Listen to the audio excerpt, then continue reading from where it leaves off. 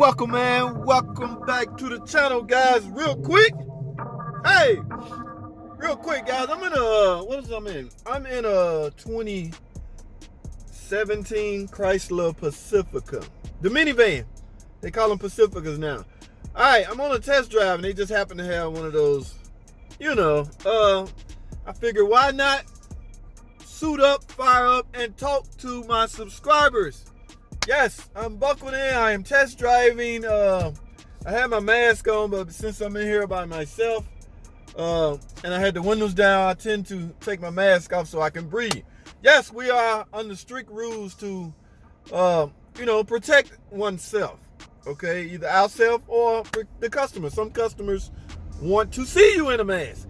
All right, this particular customer is a so-called do-it-yourselfer, a guy. All right, I guess he took it upon himself to do the brakes on his car. Guys, it don't matter what kind of car it is. All cars will wear out brake pads, okay? So do not jump on here talking about a brand new car. Brakes are already bad. It doesn't matter how new the vehicle is. Brake pads are a wearable item. They will wear over time. Now, what's debatable is how soon they wear out. Okay, or what type of driver you are. Yes, you can be a heavy foot driver and wear out brake pads a lot sooner than others.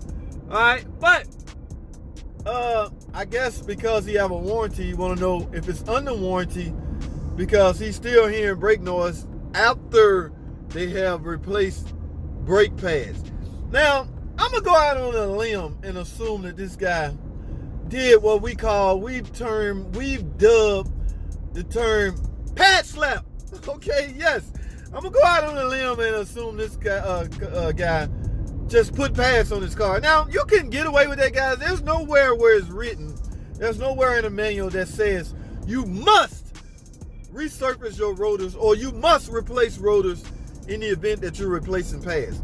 Okay, it's a visual thing. It can become a visual thing at some point. Okay, you can look at them. Now, you can't look at brake rotors and tell if they're warped or not. Nobody has that kind of eye, okay?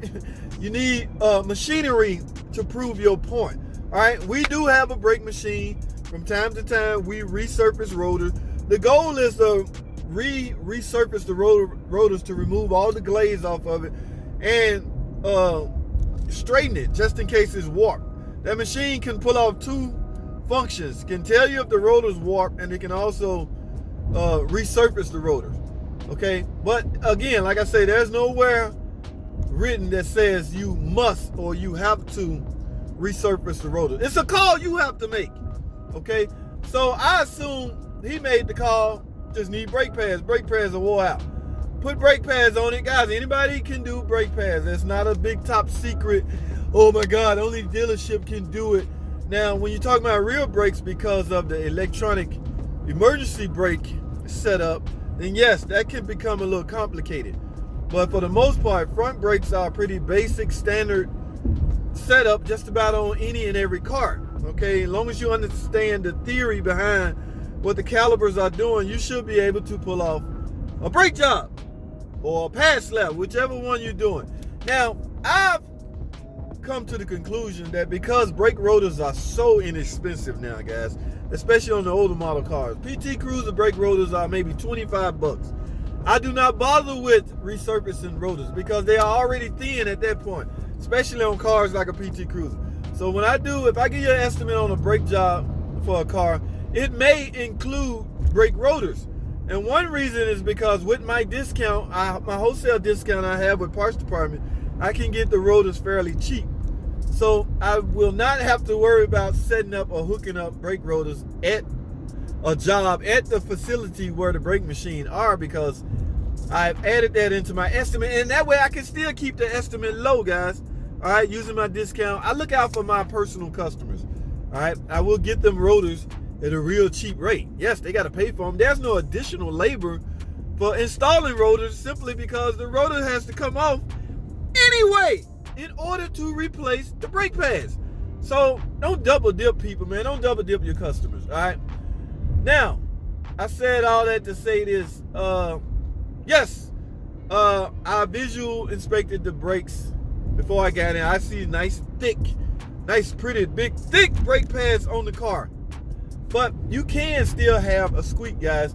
If you put new brake material on an old glazed up rotor, yes, you may still have some noise, okay?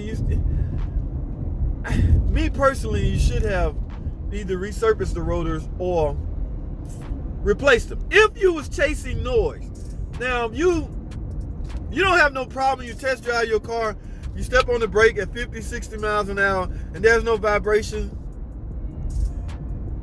Could you get away with just simply slapping pads? Yes, you can, but you have a noise, a little squeaky noise, and the only way to probably get rid of that noise is to replace your rotors or resurface them.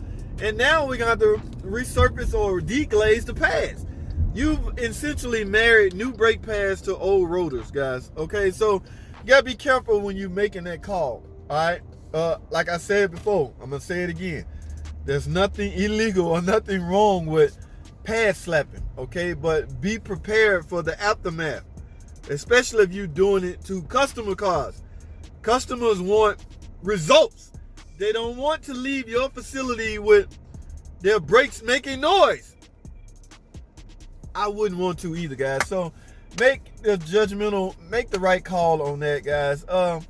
I essentially go so far as inspect the brake fluid. When I'm doing brake jobs, if your fluid has never been changed, you got 100,000 miles, yes, I tend to recommend a brake flush.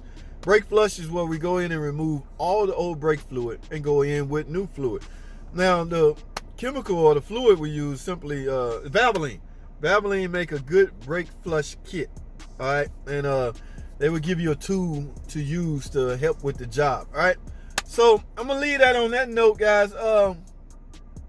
Brakes. Now, like I said this before, the rear can be a little complicated. This is a electronic rear emergency brake setup.